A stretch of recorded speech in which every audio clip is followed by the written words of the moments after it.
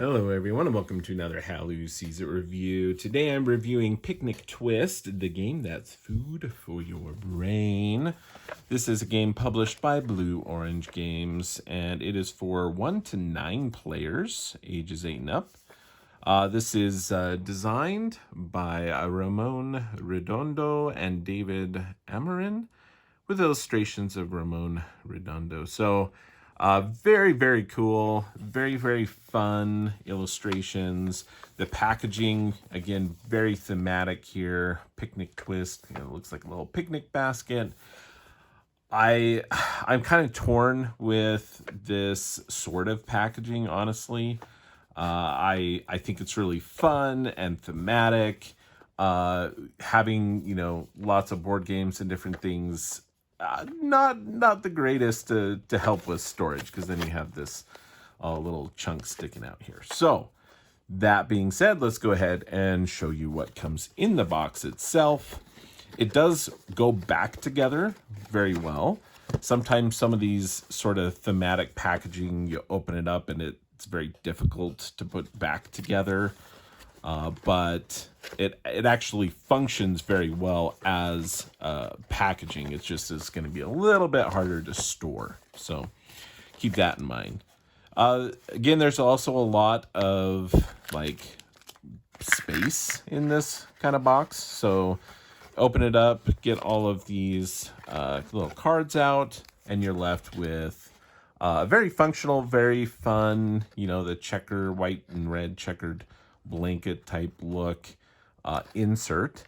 But again, a little torn. I think it's so fun, but the other part of me is like, okay, I could have packaged this in a nice thin box that I could have stored with all my other games. So kind of torn there, but very, very fun. We'll set that aside to show you the cards and everything that come in this.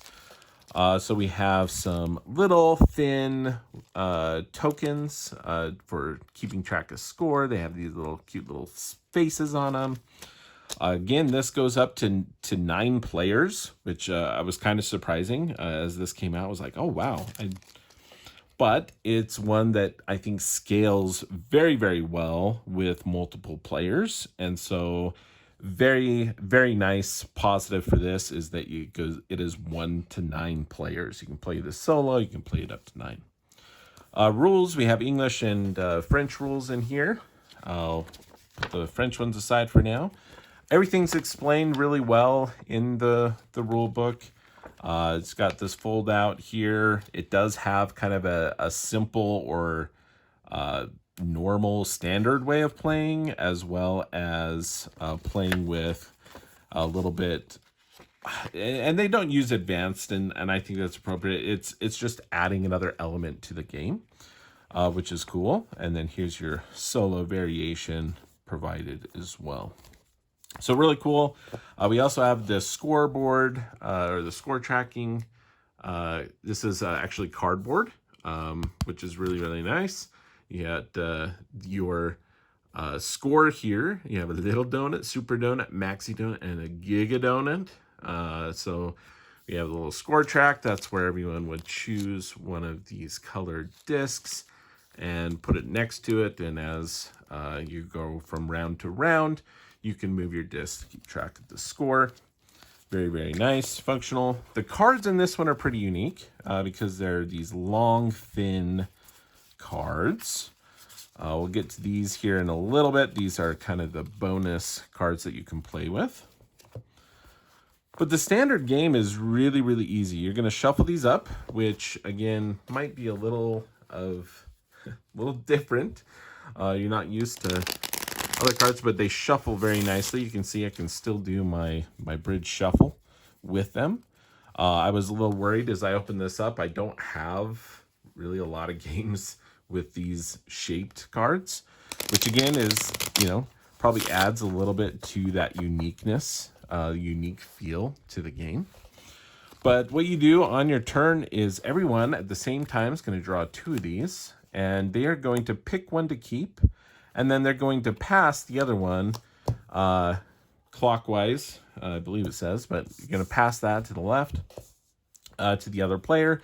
You will be receiving one, one that they chose not to keep, as well as, and then they would pick that one up. And so everyone, after the drafting phase, if you will, the choose card phase, everyone will then have 2 different cards. They will then place those into their picnic area. It is a 4x4 grid is the limitations here. The other limitation is it does have to be adjacent to another piece at least, so I would not be able to play these 2 like this, spacing them out. I have to put it over here. But in this game, that is a little bit different than a lot of games, it seems like, in this nature, is that you can place pieces completely. Say I got this one from an opponent, and it's really not what I wanted. I can go ahead and place that first, and then place this completely over the top of it. I can choose to go like this because, again, it's 4x4, so this is 4 high. I would not be able to go like this. That would be 5 out of bounds. But let's say I could do something like this, because in this game, really, you're trying to match symbols and backgrounds. So you're going to score points according to... And this is one thing I do wish the game included, especially with 9 players, is I wish they included a larger, I mean, this is the French one, isn't it? But a larger score track. So what it is, I mean, it's fairly simple, but it's 2 less. So I guess that's why you don't need it. I was like, why didn't they include that? But the scoring is really fairly simple. What you score is the number of elements in each group minus 2. So if I have 5 of them, I'm going to score 3 points. If I have 2 or less, obviously I'm going to get no points for that, and so on. So what happens is you end up scoring, hey, I'm going to score all the orthogonally adjacent grouped, muffins here, or pies or whatever that is. I forget what they call that, but we have this one here. That's going to be 5 of them, so it's going to be worth 3 donuts or points. This one here, there's only 2 of them, so it's worth 0. Well, you're matching those symbols, but you're also doing the same thing with the backgrounds. So we're looking at the backgrounds here. I have 3 of the same background here. That would score me 1 point. 3 here, 1 point, and so on. So very, very simple scoring, honestly, and very simple gameplay. We're going to pick that up, pick out which ones we want to keep. I'll keep this one, pass that, and I'm going to get one from my opponent. Then I'm going to play those 2 again. Now I can also turn them this way, so I could do something like this. And as long as it's adjacent, that doesn't look too shabby, right? Starting to get some backgrounds. We'll see how that goes. So the game continues on and on until you fill this up. You have a certain number of rounds. Sorry, apologize for that. That you play. So you have that, you place, and then you do a new round. The game ends after all players have placed 8 cards into their picnic areas or 4 turns. So that's the other thing. It's a very set. You have 4 turns. You're going to have 8 cards that you've been able to play into this. So you honestly don't have to have a full grid, a 4x4 grid when you're done. But you are limited for the 8 cards or 4 turns. And then you're going to count the donuts they've earned and score points accordingly. So the other thing that you can add, so that's kind of your basic game. And then the other thing is the little bonus cards here. And you choose a few of these, you shuffle them up. They're double-sided. And so you kind of shuffle up these colors. So you have kind of your your selections, as well as the kind of the symbols, as well as they call them elements, 4 element cards and 4 extra goal cards. And you shuffle those up, and the idea is that you take 2 of the elements and 2 of the extra goals, and you then will shuffle those up, and you get a certain number of points. So you can tell the different seasons have donuts on them. But I could shuffle these up before the game, have people choose, a number between 1 and 4 or whatever. You choose one randomly, front or back. We go there, and we might have one of each. You can also choose which ones you want to play with. There's 2 in here that basically they're happy donuts. They are going to give you more points if you meet the criteria shown, or they're going to be minus a certain number of points. So this one here, going to get extra donut, I believe, for each of the symbols that match. So what happens is you do those, then you have your symbols, and you have this up. And so it's something like that, and that.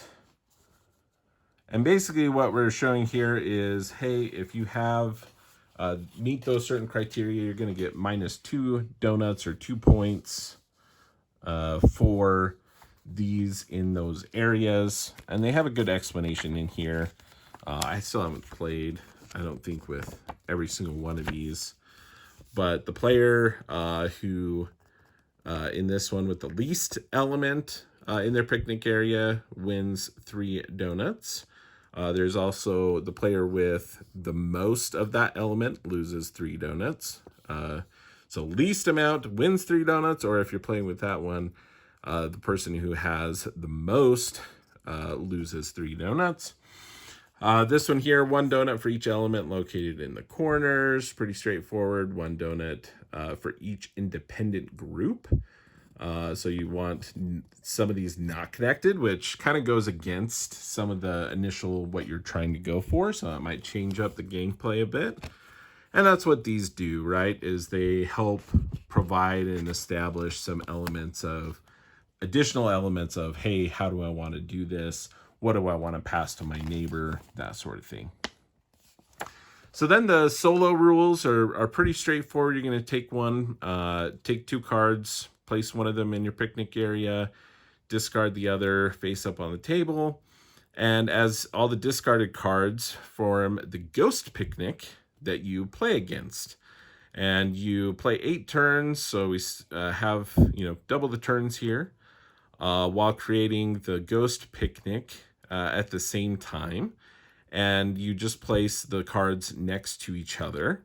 At the end of the 8th turn, you add up the number of times the most repeated food and tablecloth appear, and the sum of both is the number of donuts that you are supposed to do, which is a very clever, simple way of giving you a challenge to beat in solo mode, which is really cool. So that is Picnic Twist. Again, 1 to 9 players, plays very quickly, very family-friendly, kid-friendly game, but it's one that's going to make you think. There's some interesting, challenging decisions, and yet it's kept fairly simple. When you're drawing, you have to initially pick, okay, which ones do I want to keep? I want to keep this one. Past that, and now you're given a completely other one that, maybe you're lucky, maybe you'll get what you want, but otherwise, hey, maybe I can do something, with this. But yes, you can, I didn't fully mention this, but a lot of freedom here, right? You have the 4x4 grid, but you can also turn them sideways. You can also weave them underneath cards. So let's say I had, something like this. That's wouldn't work there. Anyway, I could go, hey, I want to go under this one, but still be over the other ones. I wanted to go, under this one, block that. I don't know. But you can weave the cards kind of underneath each other, as long as you're meeting all the other rules. And so that's a really cool element to this game as well. And it's kind of fun because as you may be weaving or putting cards underneath other cards, you're on a blanket, right? So it's like you're creating this blanket tapestry. That is Picnic Twist. Great game. I think it's a great one. I don't know that there's really a whole lot of negatives here. The bonus cards, I think, add a nice element to the game. I wish they included maybe just a few more of these. They are double-sided, which is really nice. But it's one of those things like, maybe just like one or two additional ones double-sided would have been really nice. The quality of the cards and everything are good. I mean, not maybe like amazing top quality, but they are not bad quality. They're very good quality cards. And you have your little score tracker. Again, I don't know, this is even really necessary that much because you just kind of tally up everything at the end. But as you score each element, you can count up the points. So it's nice, right? Nice, but not needed. But that's cool. And yeah, then it just comes down to the packaging again, which I think is so thematic and fun, but a little bit of a hassle to store that away. Again, you could very easily put this in a Ziploc bag or something, condense it down. But how fun is that to take to, a little picnic in the park, grab your picnic basket as well as this basket full of a fun puzzly game that you can play with up to 9 players or by yourself. So very, very cool. This is Picnic Twist by Blue Orange Games. That is how Lou sees it.